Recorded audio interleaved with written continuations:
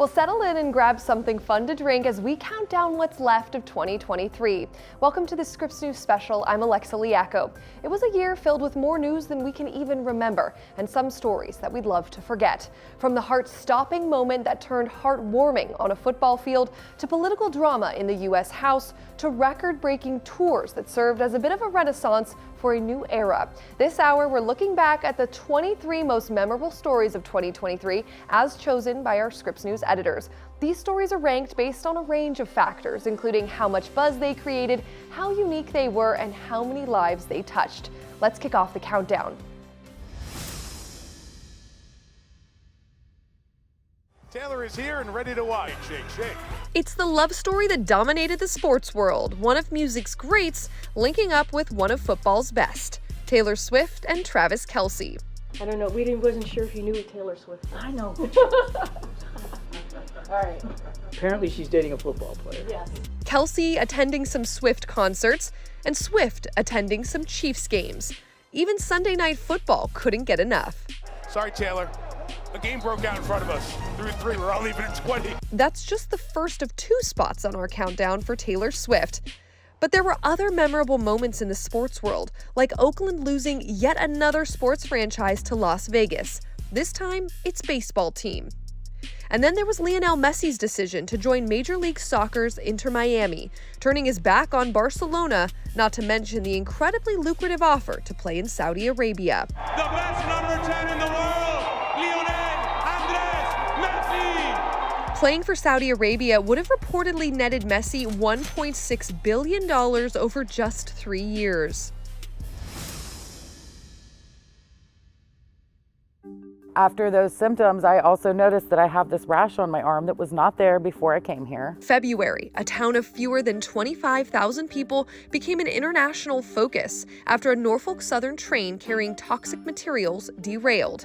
It happened in East Palestine, Ohio. An overheated bearing on one of the rail cars likely caused that derailment, setting off a horrific chain of events that included the intentional burning of some of those chemicals. Officials said it was to prevent an even more damaging explosion, but the burn raised concerns about air and ground pollution. The railroad's CEO apologized for the derailment and pledged to make things right. Senator, I'm committing to do what's right. Norfolk Southern would then announce an overhaul of how it pays executives after a series of Scripps News reports found executives were incentivized for making its trains longer and, critics say, more dangerous. This is a great credit to you and your investigation that we know about this now, and we're going to be zeroing in on this much more closely. Many residents still haven't returned, and independent researchers are questioning the government's claims that East Palestine is a safe place to live. If you vote yes on this bill and yes on these amendments, I hope the next time there's an invocation, when you bow your heads in prayer, you see the blood on your hands. At number 21 on our countdown, the battle over trans rights.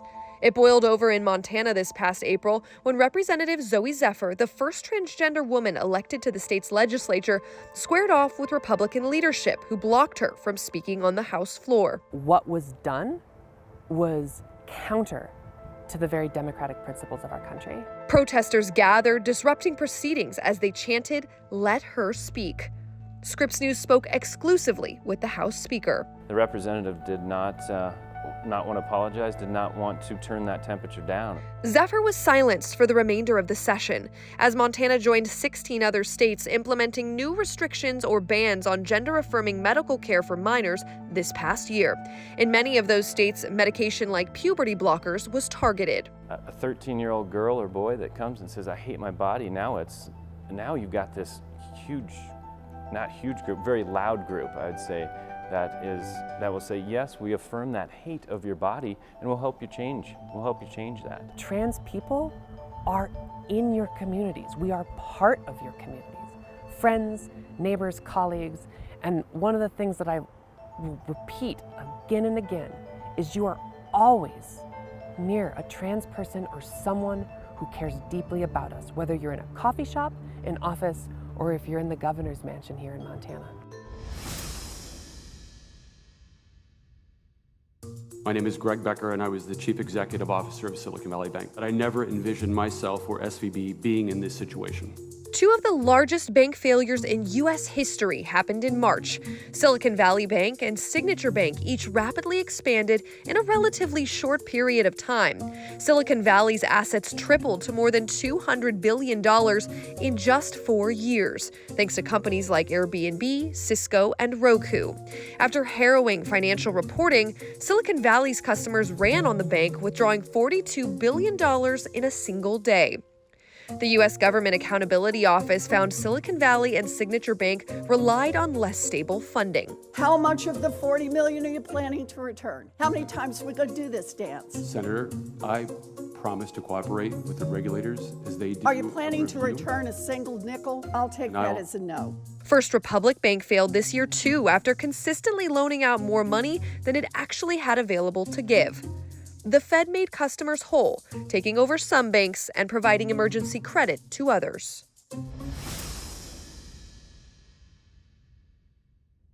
A spark, strong winds, and tinder dry ground. It was the heartbreaking recipe that fueled the deadliest wildfire in more than a century. It happened in Lahaina, Hawaii this past August. At least 115 people were killed, and estimated damages hit $6 billion. Scripps News was on the ground there in the immediate aftermath and in the months that followed, speaking not only to eyewitnesses and residents, but also the governor, Josh Green. Among the questions, why warning sirens on Maui never sounded. Can people on the islands be confident that if ever there is a threat of a fire to their community, those sirens will sound? They can now. The difference is this. When I first came to Hawaii in 2000, one of the lessons that they teach you, because I was living right down by the sea in Nalehu, in Ka'u, right down there, they always told us, if you hear a siren, it's because a tsunami is coming. It's a warning, and you have to go up Mauka, which is go up the mountain immediately. They were very worried that if the sirens were sounded, that people would have gone right up into the fire. So no, people aren't being told that anymore, that if there's a siren, it's a tsunami? No. We also asked him about the state's attorney general, now investigating the response. Do you think there's a possibility that criminal charges could come out of that investigation? Anything is possible, but from what I've heard, I doubt it. I doubt it, because I don't think anyone acted in bad faith. There certainly was no malicious intent. There were failures, of course. The Lahaina fires were quickly followed less than a month later by Hurricane Idalia, making landfall on Florida's Big Bend coast, the strongest hurricane to hit that area in 125 years. And it came amid an unprecedented year for storms across America. We saw billion-dollar weather disasters 23 times. That's a record. It sparked FEMA to issue dire warnings about the agency running out of money. I don't think anybody can deny the impact of climate change anymore. Ahead, more of our countdown from the criminal trial we just couldn't stop watching to the fight for leadership in the U.S. House and the celebrities we lost this year, including the beloved Matthew Perry. We're back with more of our top 23 of 2023 after this.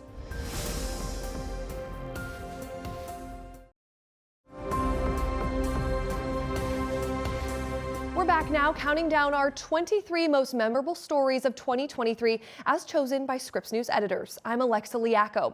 Well, what will our #1 story be this year? We're getting closer to finding out. Let's get back to the countdown with the criminal trial so many of us just couldn't stop watching.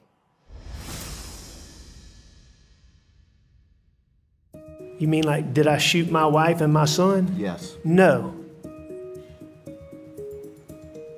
Would never hurt Maggie Murdock. I would never hurt Paul Murdock.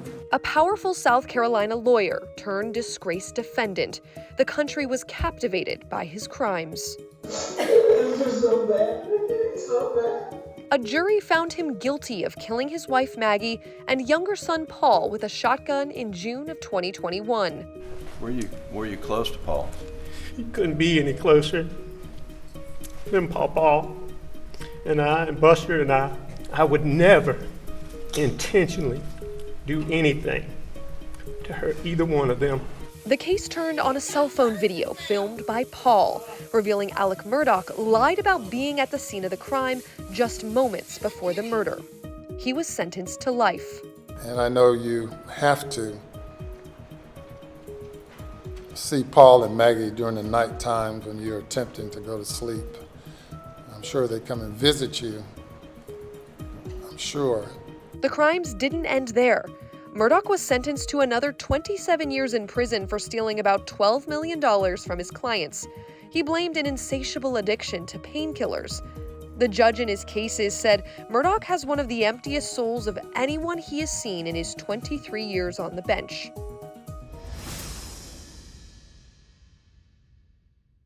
At number 17 on our list, You know, if I counted how many times someone wanted to knock me out, I would have been gone a long time ago. Yes. House Speaker Kevin McCarthy booted from his leadership role as 8 House Republicans revolted. He became the only speaker to be voted out of the job in American history. We are in a very bad position as a party. The House was then without a speaker for 3 weeks as Republicans couldn't rally around a replacement. It was the longest stretch without a speaker in a generation. We need to come together and figure out who our speaker is going to be. Steve Scalise tried and failed. So did Jim Jordan and Tom Emmer. Then came Mike Johnson. Let the enemies of freedom around the world hear us loud and clear. The People's House is back in business. The ally of former President Donald Trump was elected with no Democratic support. His hardline views on issues like abortion rights and same-sex marriages proved controversial even for some Republicans. His election as Speaker marked a stunning final chapter for Kevin McCarthy, who announced his resignation in December. At number 16, the end of the COVID pandemic. Well, kind of. The World Health Organization declared an end to the public health emergency on May 5th.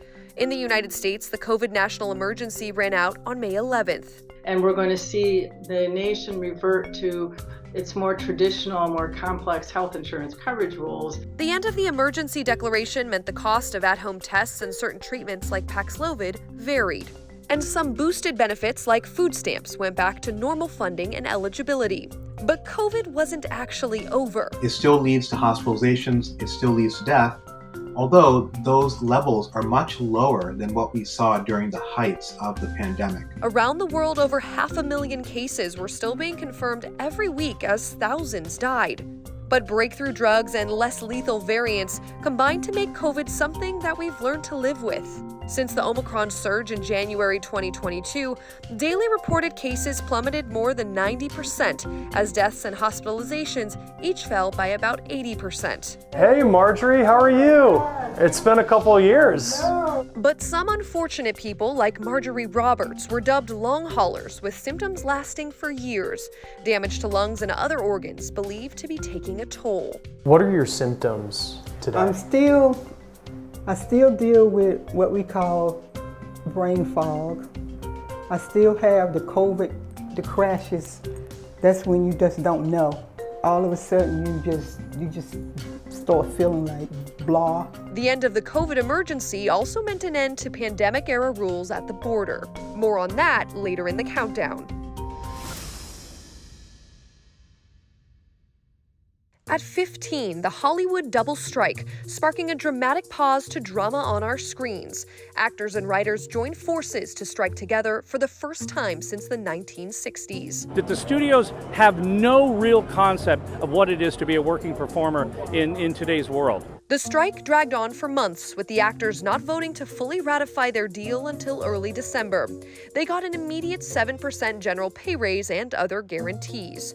A major issue was the use of artificial intelligence, not just to create new computer-driven characters, but also AI representatives of actors themselves, or AI-written scripts. An outright ban was never realistically the goal. It was never what we pushed for in our negotiations. What we wanted is to make sure that the studios understood that we didn't want writers to be fully replaced by this evolving technology. Also playing a part, the impact of streaming and how much of a cut performers should get if their work is shown later on streaming services.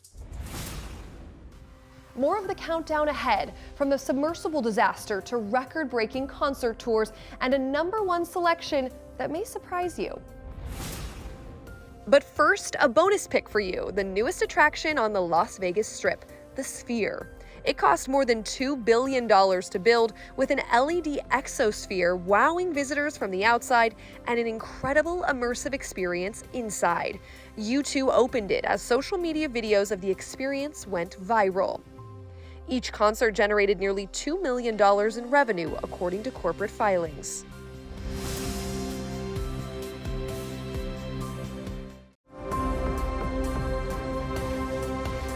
This is a Scripps News special counting down our 23 most memorable stories of the year. We're now inching closer to the top 10. Let's get back into the countdown now. At number 14, a story Scripps News led the country reporting.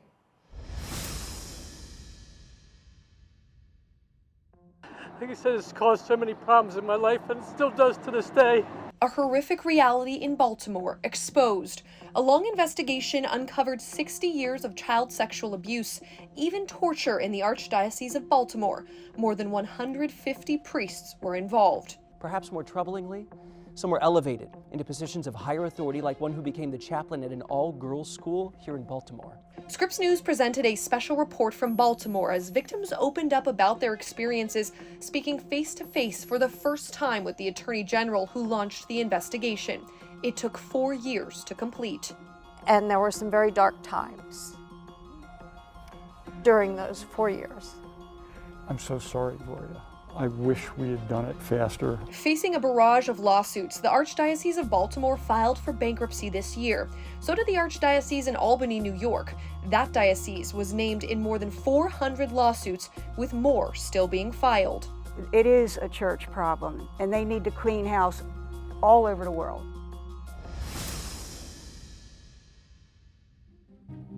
I could pay under $1 for a head of cauliflower. Now it's $2 and something. Number 13, the impact of inflation and fears of a recession, which have now persisted for 2 years. Do I buy groceries? And what I used to get so much for $50, I can only get a little bit now. Rent and food costs topped our concerns this year, but inflation is getting less extreme, from over 9% a year ago to just over 3% now. Plus, employers are adding jobs, and wages increased 4% from a year ago as unemployment fell to 3.7%. And we're spending more. We spent nearly $10 billion online on Black Friday. That's a record, and it's 7.5% more than last year.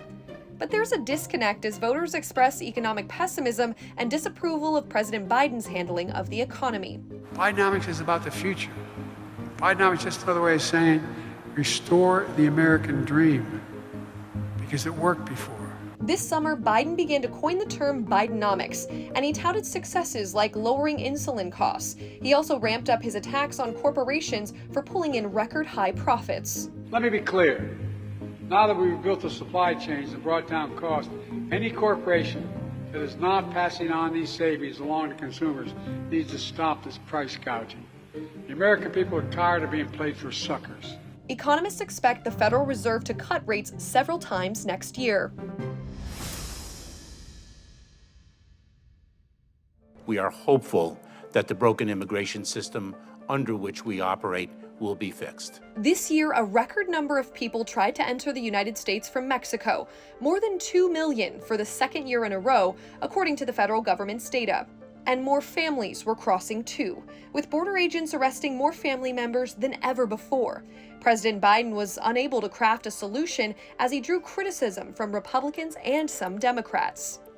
The Biden administration promised to bring humanity back to America's asylum system. But what we've seen here in Eagle Pass today is the definition of inhumanity. The year began with President Biden touring a muddy stretch of the border and inspecting a port of entry in El Paso.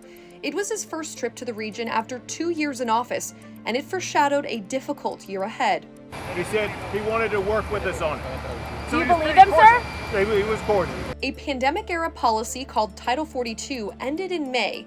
The emergency public health law had served as a de facto immigration policy since the Trump administration, allowing for Border Patrol agents to turn away migrants at the border. When the COVID emergency ended, so did Title 42. The banks of our river, our streets, are living proof of this inaction and the failure of the government to take accountability for its interference in Latin America. By September, border authorities were detaining more than 7,000 people per day, a 60% surge from the summer. The town of Eagle Pass declared a state of emergency. And Governors Greg Abbott of Texas and Ron DeSantis of Florida led a coordinated effort to bus migrants deeper into the country, into cities run by Democrats like Washington, New York, and Chicago, aiming to spread the pain and refusing to coordinate ahead of time. Democratic mayors sent a letter to President Biden begging for more help. I don't see an ending to this. This issue will destroy New York City. Destroy New York City. The year ended with President Biden pledging to work directly with Congress, offering to make significant compromises. His policy has been to combine new legal pathways to enter the country with more restrictions on asylum seekers. Next, more of our countdown, from the moment in sports that stopped us all in our tracks to a mysterious spy balloon drifting over America. This is a Scripps News special, the top 23 of 2023.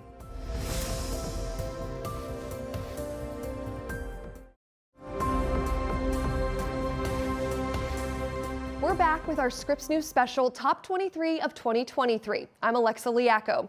This countdown was compiled by Scripps News editors, taking into account factors like how much these stories got us talking, how memorable they'll be in a year from now, and how many lives they affected. At the end of this hour, you'll find out what took our #1 spot. But for now, back to the countdown. And for that, we go deep under the sea. Our crews are working around the clock to ensure that we are doing everything possible to locate the Titan and the 5 crew members. It was June, and a submersible called the Titan submerged in the North Atlantic on a quest to view wreckage of the Titanic. The captain and 4 tourists, paying $250,000 each, were inside. Just an hour and 45 minutes into the dive, crews on the surface lost contact with the submersible.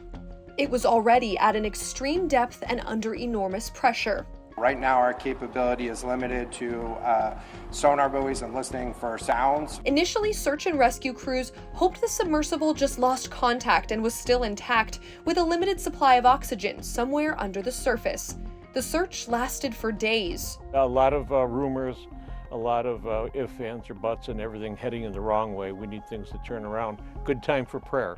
On June 22nd, the Coast Guard announced the sub had experienced a catastrophic loss of the pressure chamber. It imploded 900 nautical miles east of Cape Cod. It would have been immediate, literally in milliseconds, and the men would have had no idea what was happening. For years before this disaster, there had been warnings about the Titan's design. The Coast Guard's investigation into possible negligence and violation of law is underway.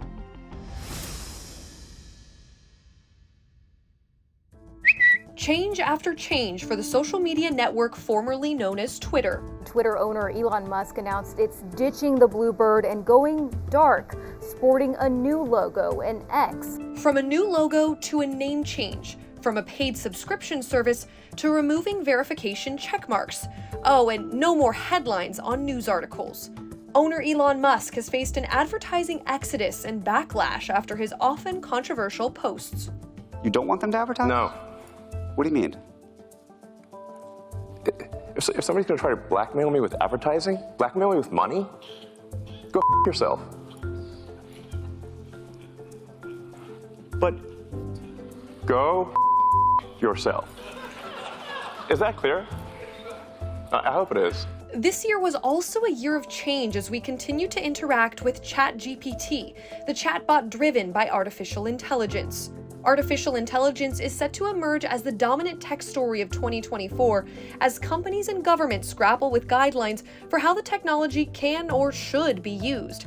Vice President Kamala Harris attended a summit on AI in London. Just as AI has the potential to do profound good, it also has the potential to cause profound harm.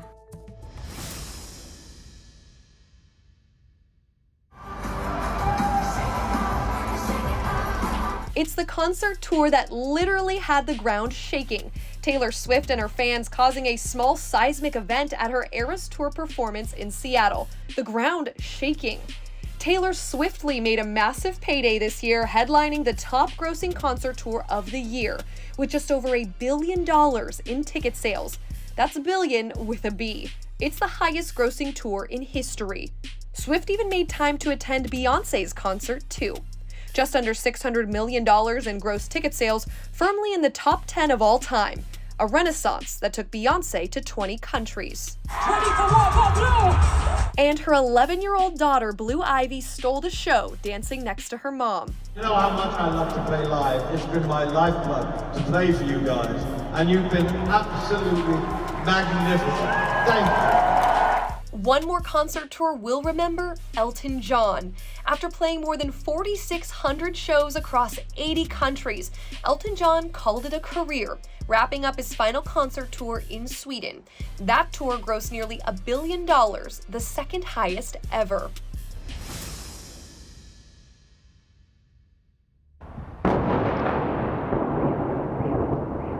"2023 began in chaos in Ukraine as Russia launched a missile attack on the capital, Kyiv. This year, Russia churned through thousands of soldiers to keep its invasion alive, maybe 300,000 or so killed since the war's start. That would account for 90% of all personnel Russia had when the war began.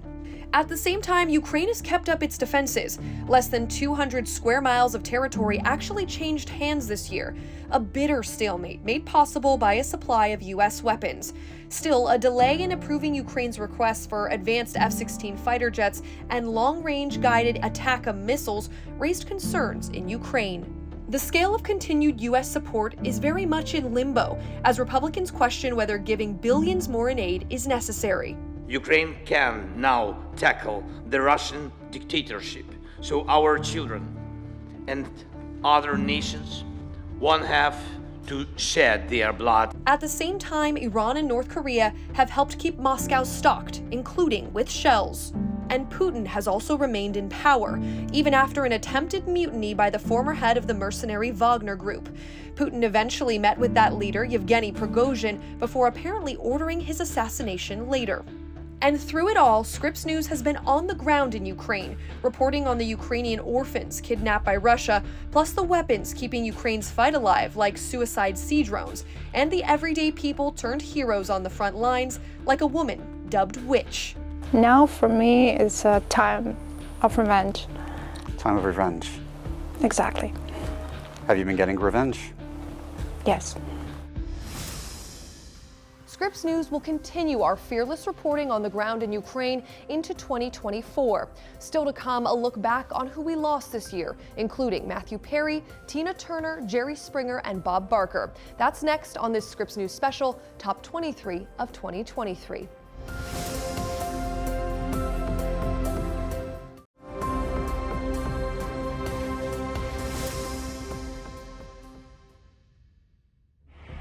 The gunman shot my son and killed him. The mass shooting in Lewiston, Maine was the deadliest of the year, and one of the deadliest in a generation. 18 people were killed and 13 more were injured when a 40-year-old man shot up a bowling alley and a bar. His body was found 2 days later near a recycling center he'd recently been fired from.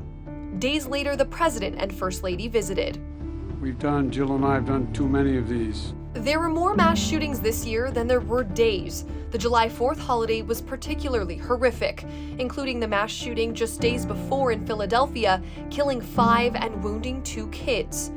And a day earlier, 2 were killed and dozens more were injured at a block party in Baltimore. More bloodshed, too many shootings to even list. Some shootings happened in schools. There was the Covenant School shooting in Nashville that took the lives of 3 kids and 3 more staff members. Run! And the rampage across Michigan State University's East Lansing campus just before Valentine's Day, killing 3. Our prayers are with the people of Monterey Park and Half Moon Bay. The shooting at a dance studio around a Lunar New Year celebration killed 11 in Monterey Park, California, just 2 days before 7 died in a rampage nearby. And the list went on. Many states battled with the courts for the right to enforce gun laws, from New York to Oregon, as congressional Republicans opposed any new actions. President Biden launched a gun violence prevention office. This is about common sense, reasonable, responsible measures to protect our children, our families, our communities.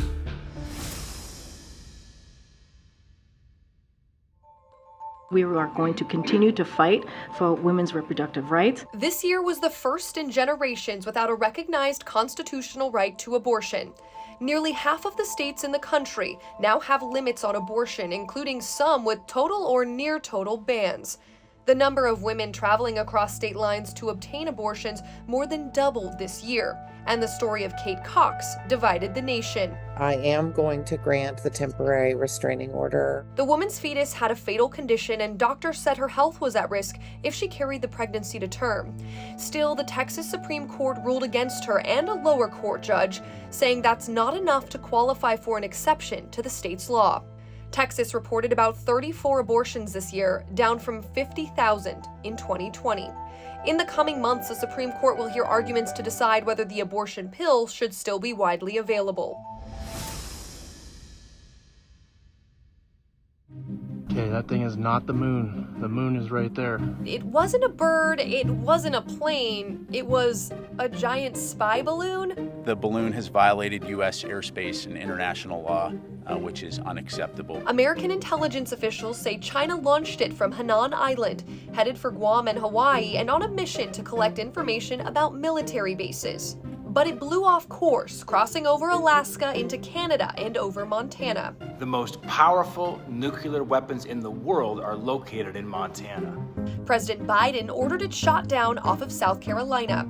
For what it's worth, China says the balloon was used for meteorological and other research purposes. The incident led to Secretary of State Antony Blinken delaying his trip to Beijing. But he eventually made the visit in June, and Presidents Xi Jinping and Joe Biden met on the sidelines of the APEC summit in San Francisco this past November. We're inching closer to the top 3 most memorable stories of the year. So what will take the top spot? That's just ahead. But first, number 4 on our countdown, the notable people we've lost this year, like Matthew Perry, Tina Turner, Dianne Feinstein, and others. Here's a look back at some of them.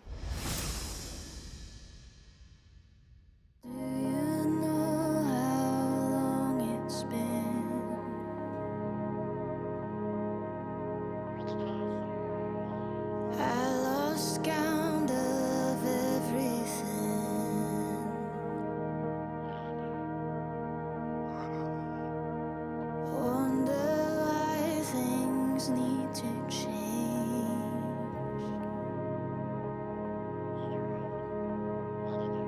Wishing life could stay this way.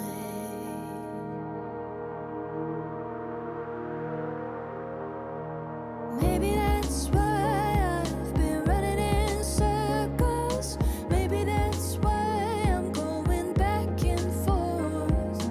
Maybe that's why I keep searching for purpose. Maybe that's why I always feel so torn. I keep searching, but it's all right here. I keep hurting, but it's crystal clear. I'm still learning to let go of fear.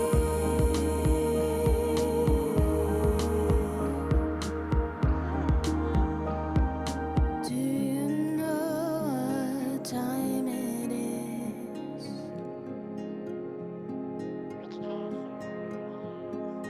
Chase the sun, it's hit and miss.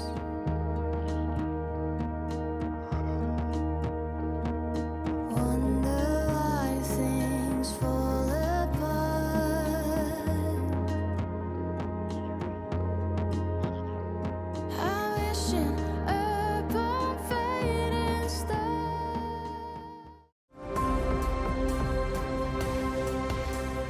The time has come to finally reveal our top 3 most memorable stories of the year as selected by our Scripps News editors. We're minutes away from revealing the top story, but at number 3, a horrific attack that led to a bloody war. Entire families slain. Young people massacred while attending a musical festival to celebrate peace. A stunning attack inside Israel, the scale of which has never been seen. October 7th, Hamas launched a multi-pronged assault on Israeli civilians and troops. Among the more than 1,100 people killed, more than half were civilians, including 36 children. And not since the Holocaust have we witnessed scenes of Jewish women and children, grandparents, even Holocaust survivors, being herded into trucks and taken into captivity. The attack began when terrorists broke through the border, firing at homes, cars, and people. Some flew in on motorized paragliders. Entire families were wiped out. Women raped, hundreds abducted. After 3 days of fighting, the Israeli army regained control of the area, then turned its sights on Gaza. Israel will respond with determination and force to their unprovoked war crimes. President Biden initially offered nothing but a full defense of Israel's response. But quickly, the civilian death toll in Gaza mounted as Israel blocked fuel, power, and water and food from entering Gaza. Israel has the right to defend itself and its people. Full stop. And my administration's support for Israel's security is rock solid and unwavering. A humanitarian crisis was made. Virtually all of Gaza's 2.3 million people were forced from their homes. In mid-October, Hamas claimed an Israeli rocket hit a hospital, killing 500 people. But a Scripps News visual investigation confirmed a failed rocket launch from inside Gaza was to blame, and the death toll was likely far lower. Still, Israel's attacks on Gaza resulted in unimaginable carnage as northern Gaza was virtually flattened. I said that we are facing a severe risk of collapse of the humanitarian system. The situation is fast deteriorating into a catastrophe with potentially irreversible implications for Palestinians as a whole and for peace and security in the region. After many weeks of international criticism and condemnation, President Biden began shifting his tone, pressuring the Israeli government to allow in aid. The Qataris helped broker a deal to free some hostages as fighting was temporarily paused. But Israel's campaign has been relentless. I want them to be focused on how to save civilian lives, not stop going after Hamas, but be more careful. As of mid-December, the Hamas-run health ministry says the civilian death toll was approaching 20,000 Palestinians. It's estimated 2/3 of those deaths are women and children. Polls show a majority of Palestinians do not support Hamas. The war is expected to continue into 2024, even as the Biden administration pressures Israel to scale it down. New battles are likely to emerge over issues like Palestinian statehood, a continued Israeli presence in Gaza and the West Bank, and what role the Palestinian Authority will serve. Lies by the defendant targeted at obstructing a bedrock function of the U.S. government. When it came to criminal charges in politics, there was no larger story in 2023 than the cases against former President Donald Trump. 4 criminal cases plus the civil fraud trial case in New York. In all, Trump is facing 91 felony counts in Washington, New York, Florida, and Georgia. They come after me because now we're leading in the polls again by a lot, against Biden and against the Republicans by a lot. In March, Trump became the first former president in American history to face criminal charges. He pleaded not guilty to 34 felony counts of falsifying business records to cover up allegations of sexual affairs. Trump was indicted in June on charges he mishandled and covered up the theft of top-secret documents at his Florida estate. In August, felony charges for trying to overturn the results of the election. Those charges include conspiracy to defraud the U.S. government and conspiracy to obstruct an official proceeding. Also in August, Trump was charged along with 18 other people, including former New York Mayor Rudy Giuliani and his former Chief of Staff Mark Meadows, for violating Georgia's anti-racketeering law in the plot to illegally overturn his election loss. We stand with him, and he's got millions of people around the world standing with him because we know the truth. Going into 2024, Trump is expected to face his trials in the heart of the presidential campaign, though the Supreme Court is considering the question of whether Trump can be charged for the alleged crimes committed while he was president. Trump says this is election interference. I have never once, not one single time, suggested to the Justice Department what they should do or not do relative to bringing a charge or not bringing a charge. I'm honest. President Biden is facing his own investigation by House Republicans, who in December authorized an impeachment inquiry. Some Republicans accuse him of accepting bribes and illegally helping his son Hunter in business dealings. No evidence of misconduct by the president has emerged to date. But Hunter is facing criminal charges in 2 states, a firearms charge in Delaware and allegations he failed to pay more than $1 million in taxes over a 3-year period. And then there's George Santos, the former lawmaker expelled from the House for just the 6th time in history. He's facing a list of criminal charges, including allegations he defrauded his donors, lied to Congress, and illegally used campaign contributions for things like clothing and a porn site. He's now making money selling customized videos online. Hey, Bobby. Look, I don't think I need to tell you, but these people that want to make you get in trouble and want to kick you out and make you run away, you make them put up or shut up. You stand your ground, sir, and don't get bogged down by all the haters out there. Finally, it's time for the story our editors are calling the most memorable of the year. It came just 2 days into the year during a Monday night football game in Cincinnati. All of a sudden, we have this situation where someone is literally like without a heartbeat. A heart-stopping moment on national primetime television. Damar Hamlin, a safety for the Buffalo Bills, collapsed after a routine tackle in the first quarter. Cincinnati Bengals receiver T. Higgins' right shoulder hit Hamlin in the chest. Hamlin stood up, but 3 seconds later, he fell backward, hitting the ground. He was motionless. Doctors immediately rushed to his side, used a defibrillator to restart his heart on the field, and performed CPR. Given oxygen, taken by ambulance, and nothing else really matters now until hopefully we get some news that's uplifting. The rest of the game was canceled as it became clear this was a life-or-death moment, unprecedented in the NFL. Hamlin's condition was critical. All you can do is pray for this young man right now. A miracle combined with medical expertise. Just 5 days later, Hamlin posted on social media thanking everyone for reaching out, asking for prayers. By January 9th, Hamlin left Cincinnati, flying to Buffalo to continue his hospital stay. The move just 1 week after his life was at risk of ending. The opening kickoff was run back. He jumped up and down, got out of his chair, set, I think, every alarm off in the ICU in the process. But he was fine. It was just an appropriate reaction to a very exciting play. January 11th, Hamlin was finally cleared to leave the hospital. He visited with the team 3 days later, and then... Looks like Damar Hamlin is in the building. January 22nd, 20 days after the collapse, Damar Hamlin returned for his first public appearance. Hey, man. How are you? In the months that followed, Hamlin continued to inspire the nation.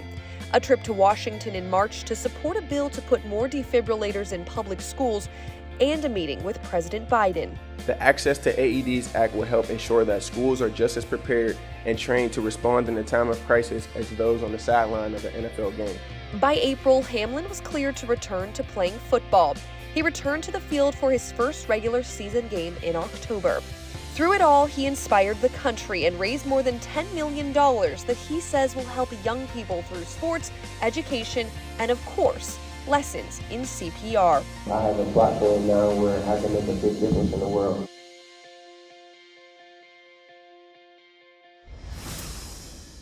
Damar Hamlin, our most memorable story of the year. And with that, thank you for watching this Scripps News special. On behalf of our journalists here across the United States and around the world, I'm Alexa Liacco. Thank you for watching, and here's to a happy and healthy 2024.